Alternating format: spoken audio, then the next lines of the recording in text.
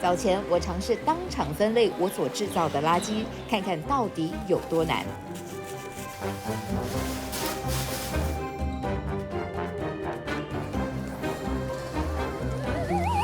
不容易。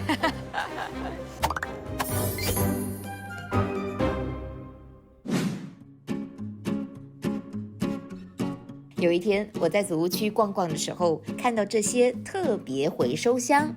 咦，我们是不是一样的？你是不是我的大哥哥？比起蓝色回收箱，分类回收系统会不会比较有效呢？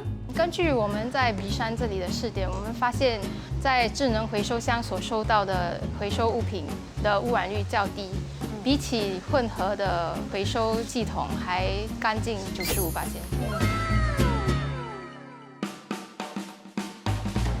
居民可以在他们电话上下载 Recycle Right 的应用程序，然后开设他们的账户，然后简单的在荧幕上面输入他们的手机号码，或者是在用户上面的 QR 码扫描，就可以把5种类型的回收物品放进机器中。我们这里是有摄影机在监控的，所以我们就可以查到丢的是什么。这个监控的方式，我们就可以用来追查，还有教育一下居民。有人就建议说，为何不把这个分类的这个系统也在新加坡实行？其实我们有考虑过，可是我们也在考虑到新加坡这样的一个我们这个地方。第一，我们地方不大。那么，如果垃圾分类后呢，你是否说那个回收垃圾车也要分类？对不对？就可能说，第一就是马路上可能会更多交通嘛。空气污染啊，也会造成这个问题。其实这个物力跟人力是很大的。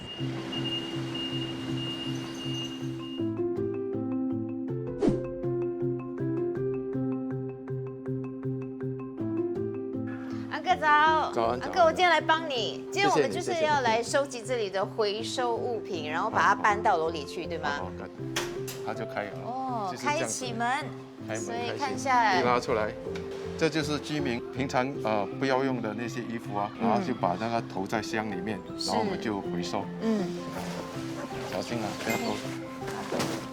确实，我看到的回收物品比较干净，也许是因为居民们花了更多心思去分类，但是收集过程真的很辛苦。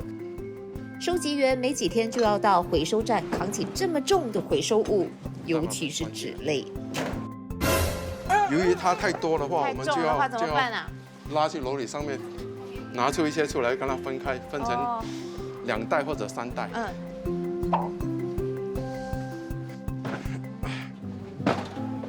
拉出来比较好处理。有点艰难，所以我在纸张旁边会比较难观摩。哇，这个需要很大的力气。安哥，你 OK 吗？ OK， 可以。安哥小心哦。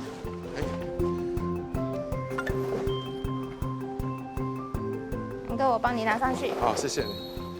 那你觉得还需要我们去费力的推广吗？这值得吗？我还是觉得很值得的，虽然它的成本比较高，人力也比较费工，可是我们收到的那些回收物品也更干净，转卖的价格也会比较高，就节省很多的资源，避免我们去垃圾焚化厂的几率。其实这个智能回收箱相当受居民欢迎，公司今年将在负责的碧山大巴窑区新增83个智能回收箱，到时候平均每10座组屋就会配备1个。新加坡人是不是已经做好准备做分类回收？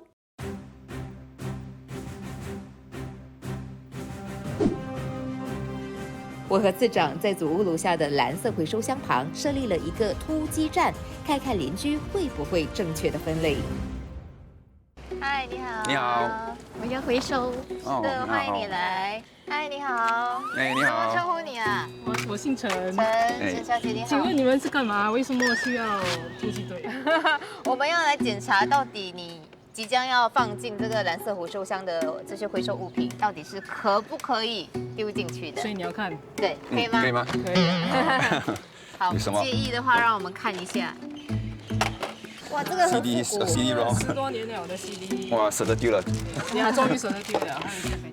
这些有没有我看绝大多数什么毛病这样看都 OK， 可是这个不可以放在回收箱，要放在电子垃圾啊，对，电子垃圾，好像这电池啊或者电脑啊、平板电脑这些什么手机这些都要去到那个电子回收箱。这个要放在那个特定专门的电子回收箱。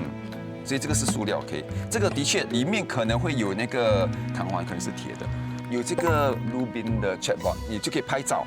那么这个 chatbot 呢，它就会回答你问题，回答你说可不可以回收。所以你不确定哪样东西可不可以回收的话，你就问。对了，再来，这是这样做就对了，就是把它拆开来，然后压平，好像这样子，可以的话，就是拆开来，所以你丢进去呢就不会占地方。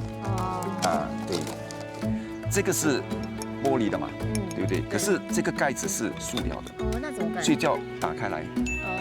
还是一样可以丢进那个蓝色回收箱，就可以方便到那个分类中心的时候，它就容易分开来。市长，你这么看来，你觉得陈小姐她在回收方面的意识啊，她的表现怎么样？你这样看，明显啊，9分，9分，在这里做的怎么样？很好啊，很强啊。我觉得这个也是有9分半。9分半，哇！看来嘛，多数新加坡人还是会正确的回收。可是为什么蓝色回收箱还是受到污染呢？我觉得一小撮人的不当的行为，影响到整个回收这个循环的这个成绩。太恶心了啦！为什么你们要把这些丢进去？那么针对这些害群之马，您觉得我们是不是有必要立法来去遏制这些人的错误的行为呢？当然，很多以为立法是最直接、最有效的，其实并不然。在考虑立法之前，我们有想到说，就算有这个法律，我们要怎么样来采取这个取缔的行动呢？而且立了法，会有公众就会把这个矛头指向政府，说你都立法了，这是犯法，为什么你不抓？为什么不去取缔呢？所以我们在考虑的时候，就要想到这个后续要怎么样去执行。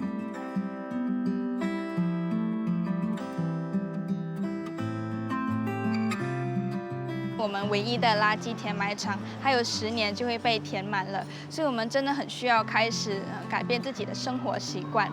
那我们零废新加坡想要做的分类回收的这个项目呢，也是希望收集数据来证明，其实国人已经做好这个可以改变习惯的准备，那么从而可以帮助我们的政府更好的做一些决策啦。